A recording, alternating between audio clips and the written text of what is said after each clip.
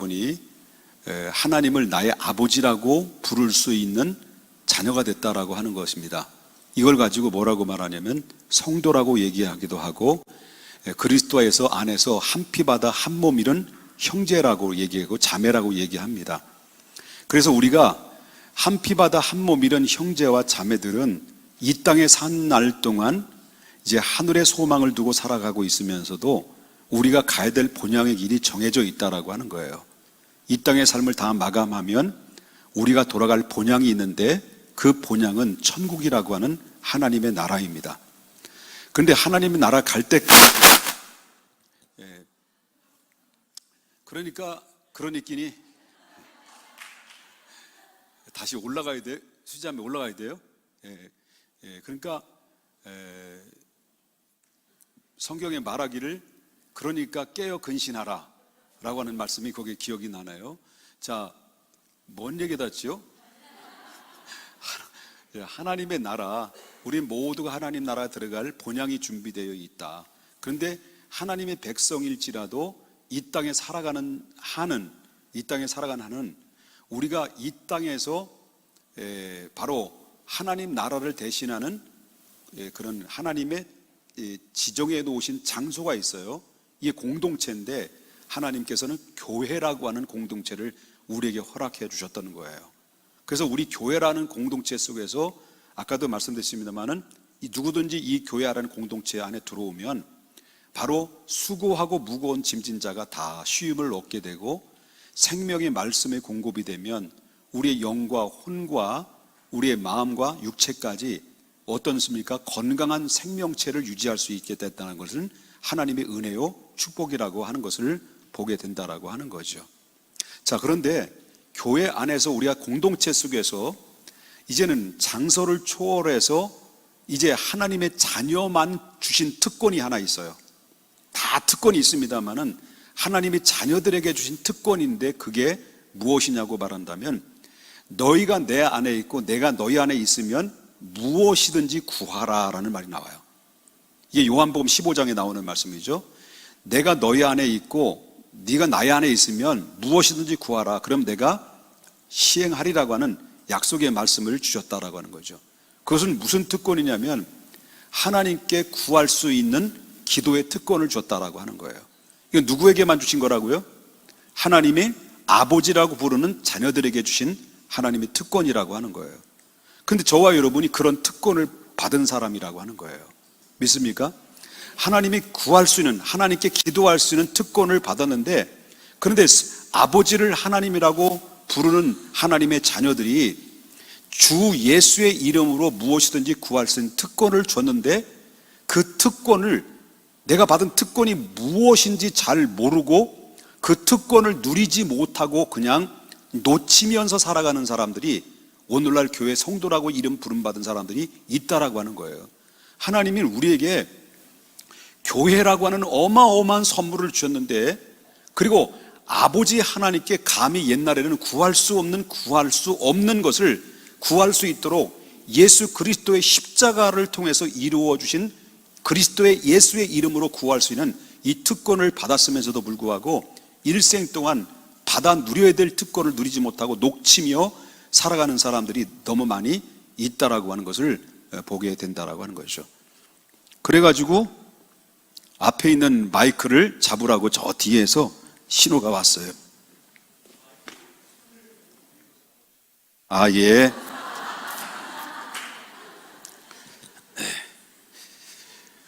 내가 왜 뒤에 이렇게 마이크를 끄트머리를 잡냐면, 이렇게 끄트머리를 잡으면 여기 길잖아요. 그리고 키가 좀 더 커 보일까봐. 됐어요? 자, 어디까지 얘기했죠? 마이크까지 얘기했나요? 그 특권을 하나님이 받았다, 우리에게 주셨다. 그래서 자, 얼마나 우리가 하나님 복 받은 사람인지 아십니까? 자, 우리는 하나님을 아버지라고 부를 수 있는 하나님의 자녀의 특권을 받았어요. 아멘. 그리고 우리는 한 피바다 한 몸 이룬 형제가 됐고 자매가 됐으므로 우리가 이 땅에 사는 날 동안 다 살고, 어느 때인지 모르지만 하나님이 날 오랄 때 돌아갈 본향이 있어요. 이게 바로 아버지 천국의 집이에요. 믿습니까? 천국의 집이에요. 이 천국의 집은 우리가 예수 그리스도를 나의 아버지라고 부르는 사람들만 들어갈 수 있는 거예요. 이 땅에 사는 날 동안 예수 믿고 구원받으세요 라고 하나님의 복음이 전파됐을 때 그 말씀을 듣고 마음이 활짝 열고 주님을 영접하고 받아들인 사람들만 들어갈 수 있는 곳이에요. 아까도 말했지만 남편도 들어가고 아내도 들어가죠. 근데 남편이라는 개념과 아내라는 개념이 이제는 그때는 없어지는 거예요. 그 똑같이 한 형제 한 자매로 하나님 앞에 천국에서 영원토록 복락을 누리게 되는 것인데, 그런데 이 땅에서 한 개인이 하나님을 아버지라고 부를 수 있는 사람들이 개개인마다 이 믿음을 지켜나갈 수가 없잖아요. 그래서 하나님께서 값진 선물로 주셨던 게 바로 뭐냐면 그리스도를 나의 구주로 영접하고 신앙 고백한 사람들로 이루어진 공동체를 하나님이 주셨는데, 그게 바로 뭐냐면 예수님이 핏값 주고 세우신 교회라고 하는 거예요. 그래서 교회라고 하는 것은 신앙 고백한 사람들 위에 누구의 교회가 세워졌냐면 예수님의 교회가 세워진 거예요. 여기는 신천지 이만희를 살짝 올려놓으면 안 되는 거죠. 하나님의 교회 장길자를 살짝 올려놓는 것이 아닙니다. 이거는 믿음의 신앙 고백 위에 누가 올라오면 안 되는 거예요. 깔고 뭉기면 안 되는 거예요. 누가 교회예요? 주는 그리스도시요 살아계신 하나님의 아들입니다 라고 고백한 사람들의 신앙 고백 위에 누구 교회를 세우겠다라는 거예요? 내 교회. 누구 교회예요? 예수님의 교회를 세우겠다는 거예요. 그래서 교회는 누가 붙들고 있는 거예요? 교회는 누가 붙들고 있는 거예요? 예수님이 붙들고 있는 거예요. 아멘? 예수님이 붙들고 있다라는 거예요. 그러면 우리가 그리스도 예수의 안에 주 예수의 이름으로 모여진 이 공동체 속에는 아까도 말했지만 하나님께 기도할 수 있는 특권을 부여받았다는 거예요. 예수의 이름으로 무엇이든지 구할 수 있는 특권을 하나님이 허락해 주셨다. 그래서 기도하라고 하는 거예요. 기도하라. 왜 또 고개를 드세요? 그리고 나를 봐요. 기도하라니까 또. 그래서 새벽 기도를 하라는 거예요. 권사님들이 왜 권사님이 되셨습니까? 새벽 기도 나오라고 권사님 시키신 거예요. 죄송합니다.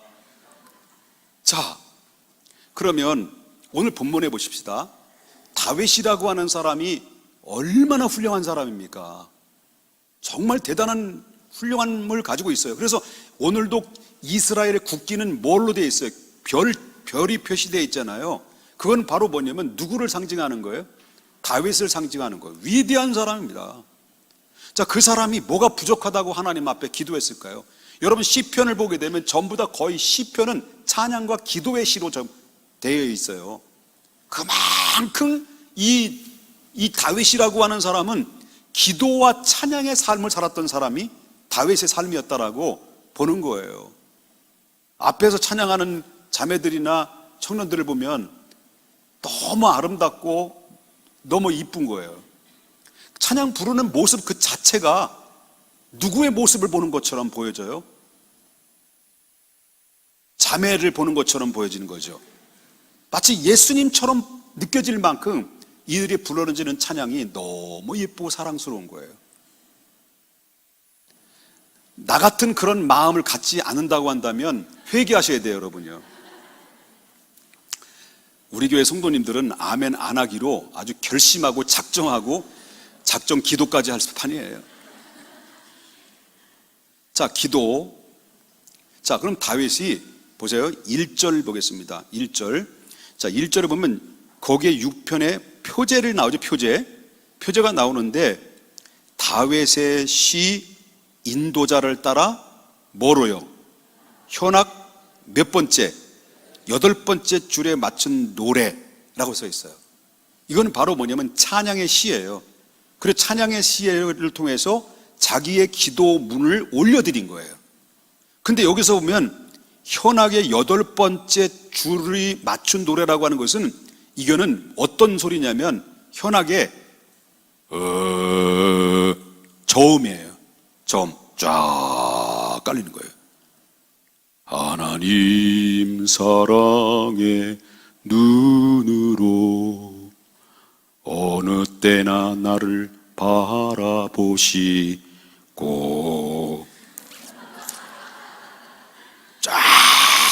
깔리는 음료예요.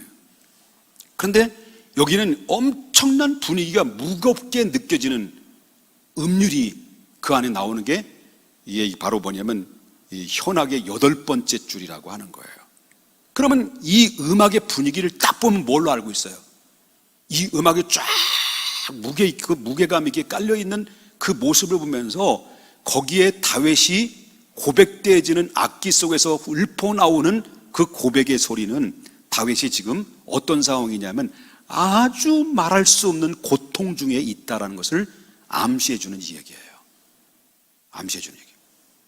그래서 시편은 다윗이 절망 중의 상황에서 어떻게 이 본문에 나오는 말씀 보면 이 절망과 좌절과 고통 속에 신음하다가 어떻게 그 고통과 신음 속에서 하나님의 마음을 어떻게 움직였는가, 하나님의 마음을 어떻게 움직였는가라는 이 사실에 대해서 이 상황을 극복한 이야기를 오늘 이야기하고 있다는 거죠. 그래서 하나님의 마음을 움직이는 게 굉장히 중요한데, 하나님을 마음을 움직일 때 그것은 바로 하나님의 문을 열게 되는 것이고 하나님의 응답이 임하게 되고 화가 변화 복이 되는 것인데, 근데 여러분이 이 땅에 살아가면서 하나님의 마음을 움직일 수 있는 유일한 통로와 매개체는 여러 가지가 있습니다만, 대표적으로 오늘 본문에 나오는 말씀을 표현하자고 한다면 뭐예요? 찬양과 기도라고 하는 거예요.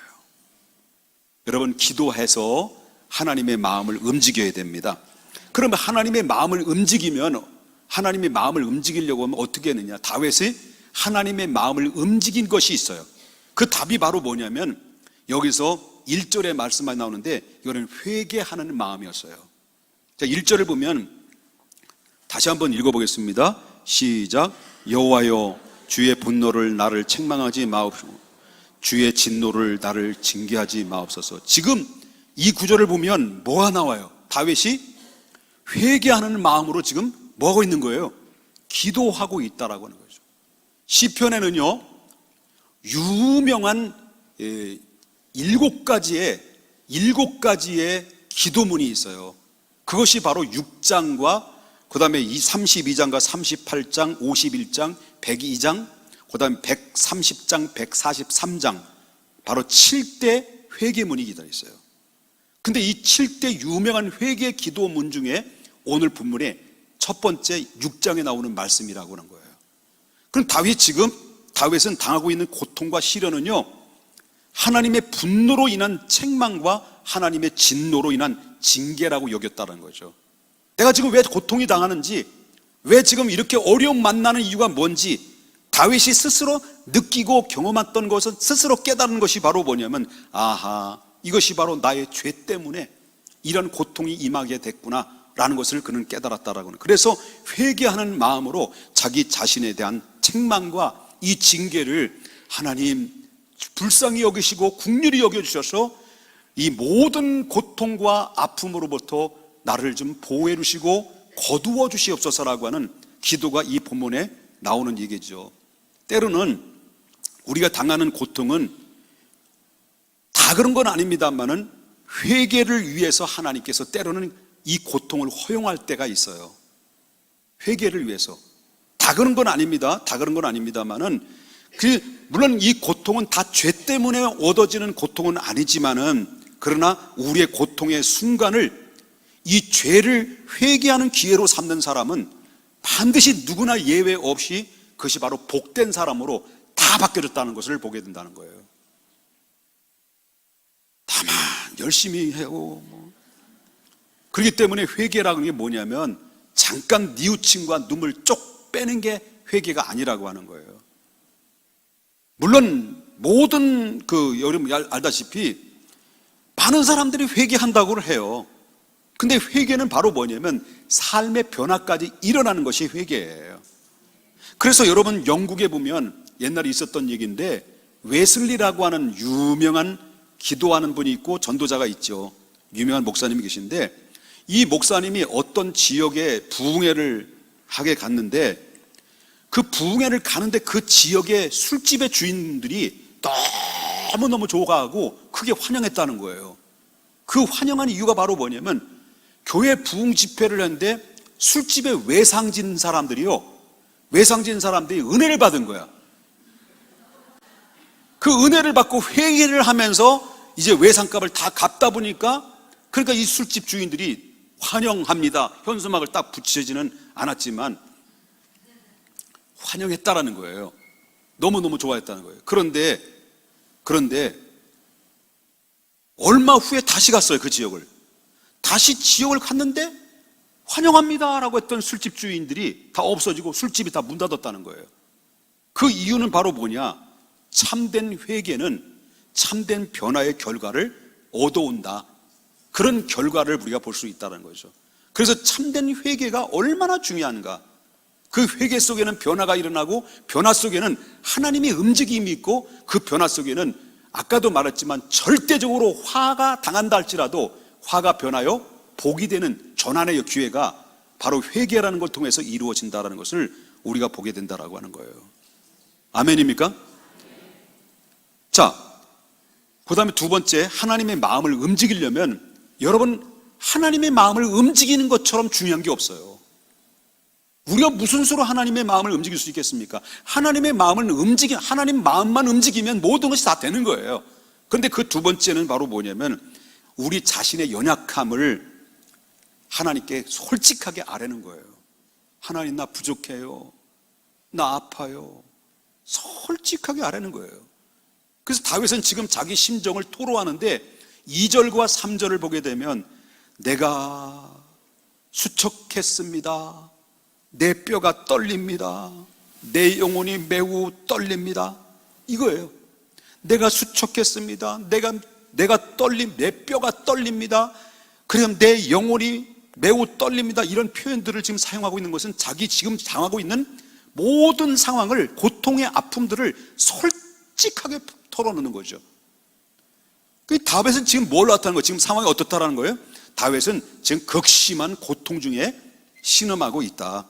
뼈가 떨린다는 말의 표현은 어떤 말일까요?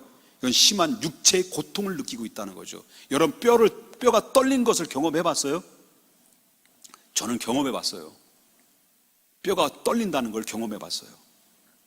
야, 저는 허리 아프신 분들 다 경험하실 거예요. 저는 20년 이상 허리가 아팠어요. 20년 이상.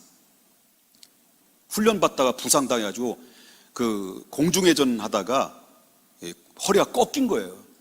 꺾여가지고 이제 고통을 안고 있었는데, 그래서 결혼할 때 내가 속였거든요. 허리 아프다는 걸 전혀 몰랐어요. 우리 집사람은. 굳이 물어보지 않는 걸 뭘 얘기해요. 그리고 나서 얼마 있다 막 아프기 시작하니까 어디가 왜 그러냐고. 그래서 사실 이렇게 했더니 내가 속았다고. 20년 동안 알았는데요, 이제 수술할 지경에 오니까요, 한 달 동안 내가 지금 아무리 아파도 제가 깡다구로 버티는 게 있어요. 지금 인대가 나갔는데도요, 지금 병원에 안 가고 지금 버티고 있는 거예요. 미련 곰탱이죠. 한 달 동안 버티고 있는데요, 여러분 못 느꼈을 거예요. 앉아 있어도 뼈가 으스러지는 것처럼 아프고요. 누워 있어도 못 누워 있고요. 옆으로 놓아도, 뒤로 놓아도, 그리고 또 거꾸로 매달아도 안 아픈 게 없어요. 한 달 동안 버티고 있다가 나중에는 이 발이 이렇게 오그라지더라고요. 오그라지고 펴지는 못하더라고요. 그래가지고 결국 우리 형님들, 김신 형님, 이문수 형님, 최성현 형님이 저를 업고 가서 수술시켜가지고 왔는데요, 한 달 동안 알아보니까 울었어요. 펑펑 울었어요. 기도해서 울어야 되는데, 야, 뼈가 떨린다는 게 그거구나. 얼마나 아픈지. 이건 깨병이죠. 애들은 내가 아파도, 우리 집사람도 내가 아파도 그거 아픈 걸 몰라요. 나중에 내가 우니까 그때서야 아픈가 보다. 그렇다니까요. 오늘 집사람한테 집에 가면 다 죽었다 이제. 뼈가 떨린다. 심한 육체적인 고통을 지금 앓고 있다. 그런 얘기거든요. 그 다음에 영혼이 떨린다는 표현은 뭘 의미할까요? 지금 심한 낙심과 절망 중에 있다는 거예요. 그 다음에 길이 전혀 안 보이는 가운데 절망 속에 있는 상황에서 다윗은 이 마음의 고통으로 얼굴에 이미 수척해질 대로 숙여지고 육체는 약해질 대로 약해지고 영혼도 지금 상당히 불안해 있다는 거예요. 떨고 있다는 거예요. 그때 연약한 자신에게 하나님 은혜를 베풀어 주시고 육체를 좀 고쳐 주십시오. 내가 수척하고 내 얼굴이 수척해 주셨고 내 뼈가 떨리고 내 영혼이 매우 어렵습니다 하라고 하나님 앞에 솔직한 상황을 하나님 앞에 구했어요. 그 연약한 자신을 하나님의 은혜를 베풀어 주시고 육신도 고쳐달라고 하면서 어느 때까지 그런 상황을 내가 견뎌야 합니까? 라고 하는 기도를 하나님께 된 거죠. 그러니까 마음의 병과 심적인 고통은요, 육체의 질병을 바로 촉진시키더라고요. 세상에 강철 인생은 없어요.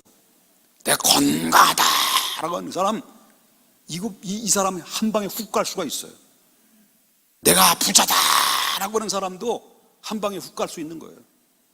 내가 섰다라고 하는 사람들도 한 방에 훅 가는 거예요. 그러니까 강철 인생은 없는 거예요. 그러니까 겸손해야 돼요.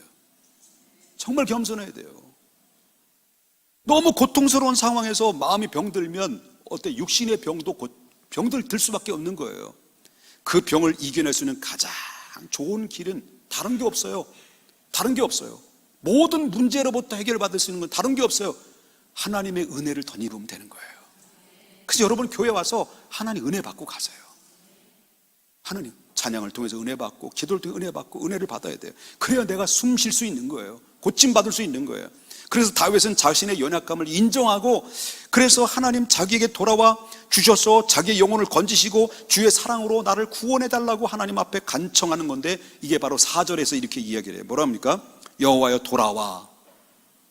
돌아와 나의 영혼을 건지시며 주의 사랑으로 나를 구원하소서. 여러분, 내가 주님 나는 약합니다. 내가 부족합니다. 주님 아시지 않아요? 나 형편을 봐주십시오 라고 스스로 약할 줄 알으면요 하나님의 마음을 얻지만은 그러나 스스로 강할 줄 알면 하나님의 마음으로부터 멀어질 수 있어요. 늘 겸손한 마음으로 하나님의 내 고통을 솔직하게 구하는 자는 하나님 앞에 인정받게 되고 하나님의 마음을 얻을 수 있다라고 하는 거예요. 아멘입니까? 자, 5절 보겠습니다. 다 같이 읽어보겠습니다. 시작. 사망 중에서는 주를 기억하는 일이 없사오니 수월에서 주께 감사할 자 누구리까? 자, 감사한 마음으로 기도하라. 감사한 마음을 준비하라. 지금 죽음의 고통에 직면해서 지금 다윗이 언제 죽을지 몰라요. 이 양반은 지금 시한부 인생이에요. 이런 상황에서 다윗은 자신이 죽으면 내가 죽으면 주님을 어떻게 기억할 수 있습니까? 어떻게 감사할 수 있습니까? 라고 하나님 앞에 자기 자신을 구원해 달라고 기억해 달라고 하면서 감사하게 해달라고 기도하는 거예요. 이게 가만히 보면 이 다윗의 기도가 협박 비슷한 기도를 하고 있는 거예요 지금. 그렇잖아요. 하나님 나 죽으면요 어떻게 주님 기억할 수 있어요? 나 죽으면요 어떻게 하나님 내가 구원해달라고 어떻게 감사할 수 있겠습니까? 좋은 말씀을 드릴 때 나 좀 구원해 주시고 불쌍히 여겨주세요. 이걸 기도하는 거예요. 때로는 협박도 통해요. 여러분, 고백은 기억과 감사가 깊은 상관관계가 있어요. 감사하는 마음을 키우려면 항상 우리는 은혜 받은 일을 오래오랫동안 기억하는 거룩한 기억력을 간직해야 돼요. 그걸 가지고 있어야 돼요. 축복의 최대 원천은 바로 뭐냐면 위에 계신 분을 감동시키는 거예요. 다윗이 왜 다윗이 됐느냐? 다윗을 봤느냐? 이새의 아들을 봤느냐? 이는 나의 마음이 합한 자라고 바로 이 다윗을 인정하게 됐던 것은 하나님께서 인정하게 됐다는 것은 바로 그거예요. 여러분, 축복의 원천은 위에 계신 하나님을 감동시키는 것이다. 윗사람을 감동시키고 최종적으로 가장 위에 계신 하나님을 감동시킬 줄 아는 사람들은 앞날에 크게 걱정할 필요가 없어요. 어떻게 감동시키는 겁니까? 감동은 감사와 비례가 되는 거예요. 그래서 하나님을 위해서 무엇인가 내가 하나님을 기쁘게 해드리려고 하는 그런 마음을 가지고 있을 때 하나님의 은혜를 오랫동안 잃지 않고 기억하는 사람, 이런 사람이 결국 하나님의 은혜를 받아요. 하나님 축복을 받아요. 그래서 여러분, 반짝이는 신앙이 아니라 뚝배기 신앙이 돼야 돼요. 뚝배기 신앙.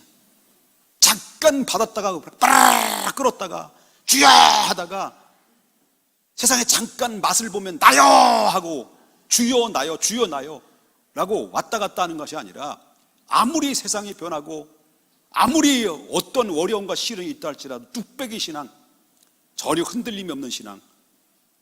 나 시험 들었어. 따지고 보니까 시험 든 게 아니라 삐진 거예요. 여러분, 마지막입니다. 눈물의 기도를 하세요. 눈물의 기도를 드려라. 6절 보겠습니다. 다 같이 한번 읽어보겠습니다. 시작. 내가 탄식함으로 피곤하여 밤마다 눈물로 내 침상을 띄우며 내 요를 적시나이다. 도대체 이 다윗이 침상을 띄우며 내 요를 적시나이다, 도대체 어떤 눈물을 흘렸기 때문에, 얼마나 다윗은 눈물을 흘렸기에 이 정도 눈물을 흘리려면요 눈물이 다 말라야 돼요. 없어요. 수분 다 떨어져야 돼. 70% 다 빠져나가야 돼. 얼마나 밤마다 울었으면 눈물로 침상을 띄우며 요를 적실 수 있을까? 다윗은요 육신과 마음의 고통으로 자신이 어려운 상황을 하나님께 아랠 때 뭘로 아뢰느냐? 눈물의 기도로 밤을 지새울 정도로 하나님께 기도했다는 거예요. 그러니까 다윗은 위대한 용사가 된 거예요. 다윗은 위대한 용사가 되었지만 또 한편으로 볼 때는 거룩한 울보예요. 다윗은 거룩한 울보. 여러분, 드라마를 보고 우는 게 아니에요. 내 심령의 울음을, 하나님, 내 심령을 하나님께 통하는 울음, 이게 바로 거룩한 울음인데, 여러분, 거룩한 울보는 흠이 아니에요. 거룩한 울보는 책망의 대상이 아니에요. 하나님의 사랑의 대상이고 축복의 대상이에요. 울어야 돼요. 그래서 계속해서 7절에 보니까 눈물로 탄원할 때 내 눈이 근심으로 말미암아 새하여 내 모든 대적으로 말미암아 어두워졌나이다. 눈은 건강에 척도라고 했는데 마음의 상태를 보낼 수 있는 건데, 마음이 불편하면 눈도 침침하게 되는 거죠. 다윗은 눈이 약해지고 어두워졌다는 거예요. 대적으로 인해서 지금 마음이 불편한 상황에 놓여 있어요.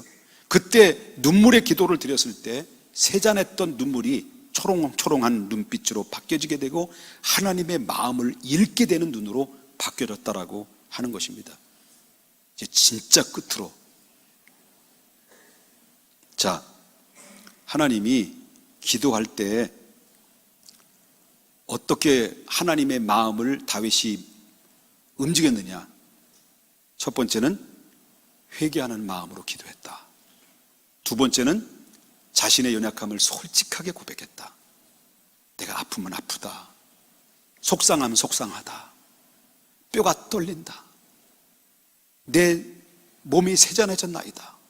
라고 솔직한 하나님 앞에의 고백, 그 다음에 감사의 마음으로 기도하고 눈물의 기도가 담겨져 있고, 그리고 기도의 응답에 대한 확신을 가지고 있어야 되는데, 자, 이렇게 되면 다 네 가지 말씀드렸습니다.